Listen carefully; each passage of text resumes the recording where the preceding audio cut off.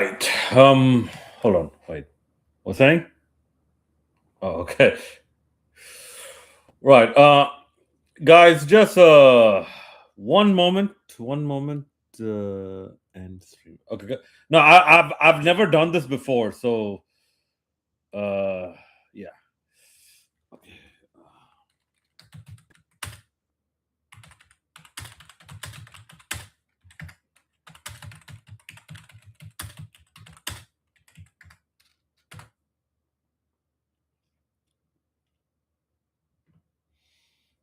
Okay. I've never gone live on YouTube before, especially like with their recent setup using the YouTube platform. Okay. But okay, I assume everyone can hear me, right? Okay, wait. My no. This is switch, switch screen from what to what? Okay, right. Okay, wait. Is there a full screen button here? I'm sorry. I'm doing this on the fly as a legally blind person, so just bear with me. Okay. Anyways, so yeah, what is going on, everyone? This is your boy, the Bengal Dragon.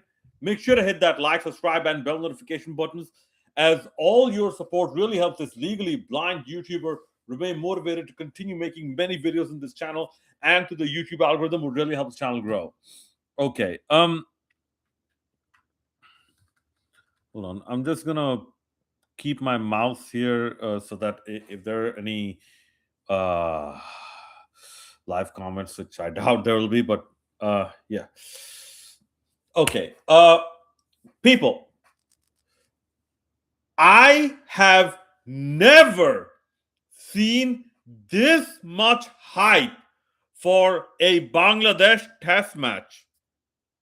Well, okay, I did not see when Bangladesh first started playing test cricket in 2000 and whatnot. No, but when it comes to all the predictions, all the media coverage, all the banter, and all the player input, former and present, I have never seen this much momentum behind Bangladesh cricket ever, especially in Test cricket. No, I've never seen that, and it's getting to the point where people are saying, can Bangladesh make it to the World Test Championship finals? Can Bangladesh actually create a 149-year history in Australia? Can Bangladesh Bangla wash the Australians? See, here's the thing. Us Bengali people, okay, and this is throughout history, okay. Uh, my dad said something. It- it's actually very. It's actually very relevant in this context. Bengali people are very. I mean, he used the word romantic, but like like obviously not in that boy girl sense. But I knew what he was trying to say. Bengali people are very emotional.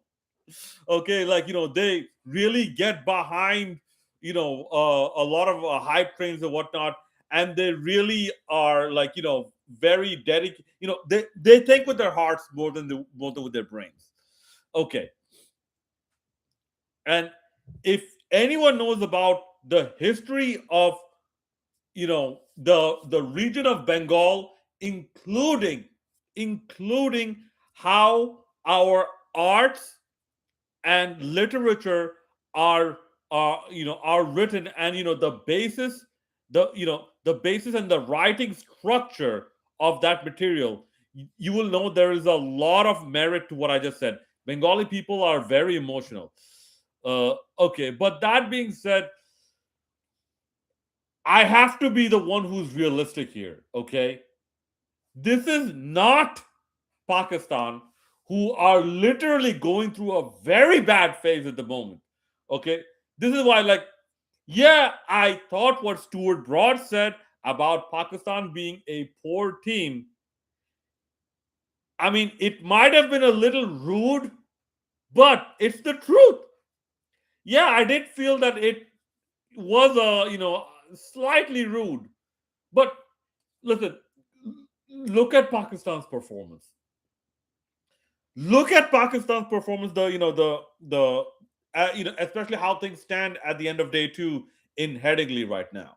Okay, anyone who has observed Pakistan cricket will tell you that right now, you know, their side are not performing well. But yeah, Bangladesh are not Pakistan.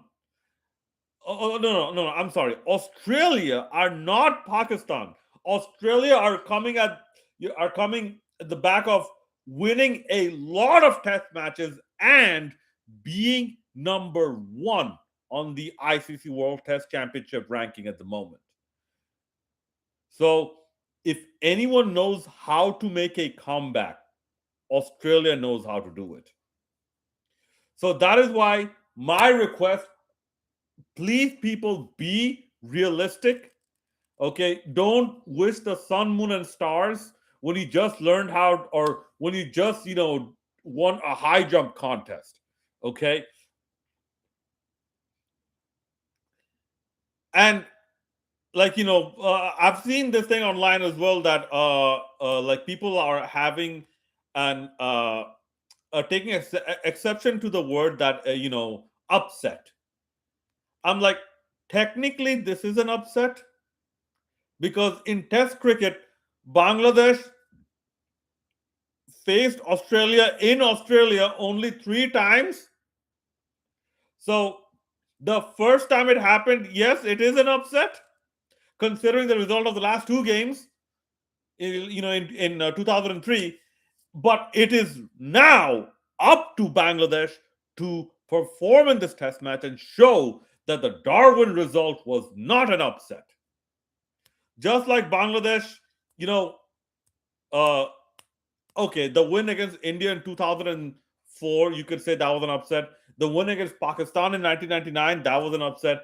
But Bangladesh have consistently beaten India in ODIs, especially when it comes to matches at home. So the 2000, I don't consider the 2007 one and everything after 2007, where Bangladesh beat India in ODIs. They are not upsets because we have done that, like we have followed that up. I mean, with not too many victories, but with enough victories to show that yes, Bangladesh are actually capable of beating India. So just like that, the Rawalpindi test, the first test, it would have been an upset if Bangladesh did not win the second test as well. So this is why right now it is up to Bangladesh to show that the Darwin test was not an upset by performing well. That being said, there is a lot being told about this pitch. Okay, that this is greener than Darwin. Okay, this is like the Gabba. This is an extremely batting friendly paradise, or this is something that the fast bowlers will get a lot of purchase out of, all because this ground did not host a single international test match yet. Some of their predictions are going off of ODI pitches. ODI pitches deteriorate a little quicker.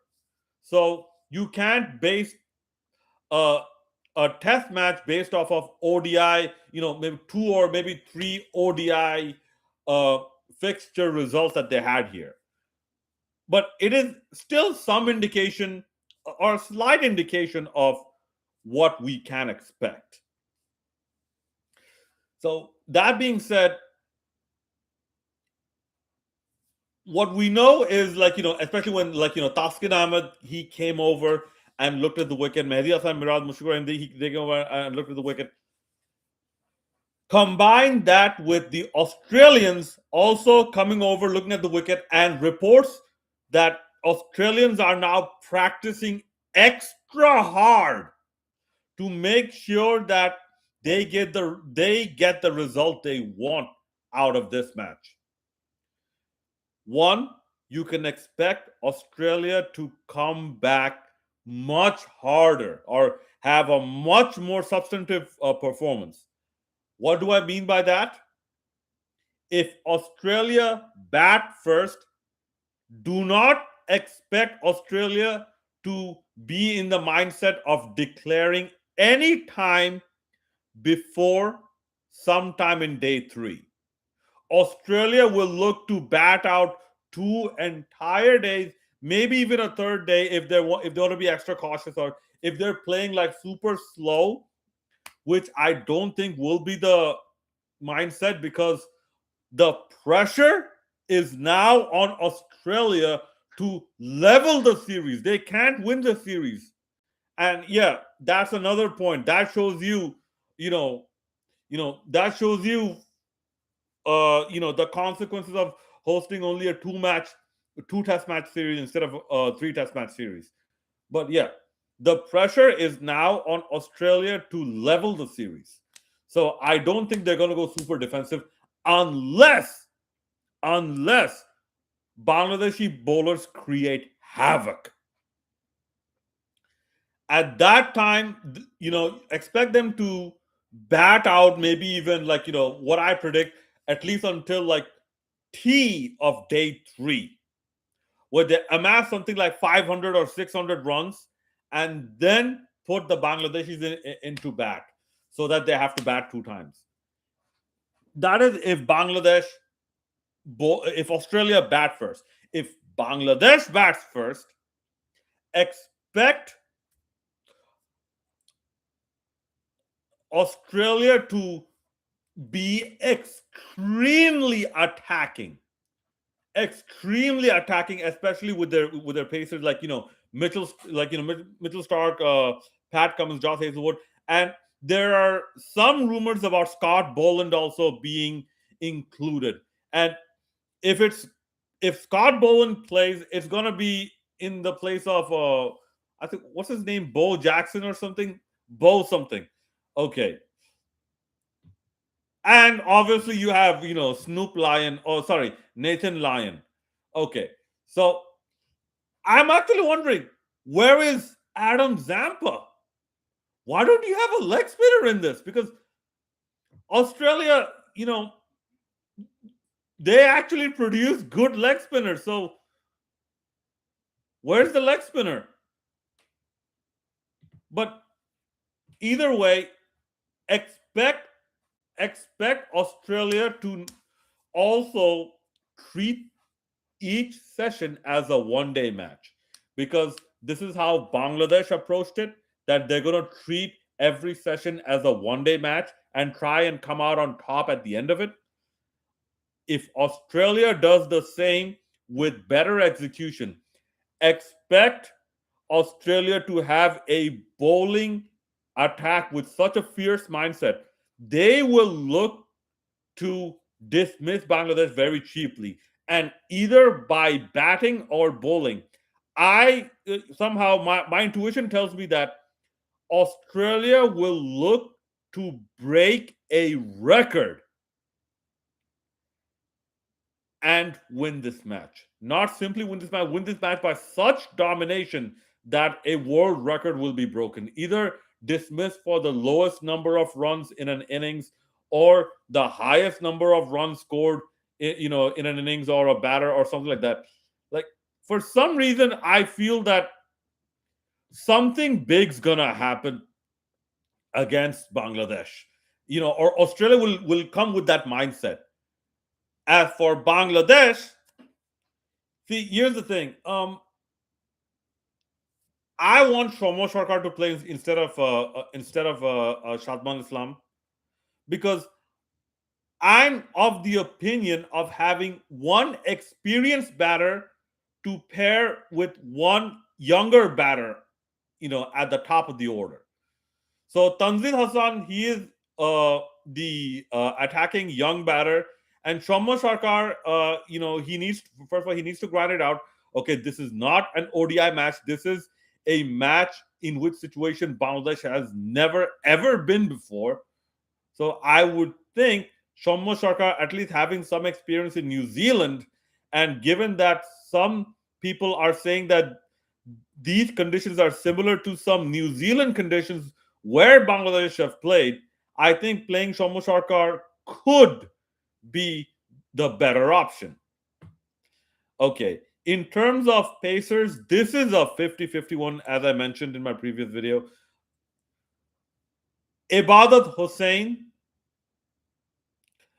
could be replaced with Shoriful Islam, or Taijul Islam could be replaced with Shoriful Islam if they're trying to go a bit too pace heavy.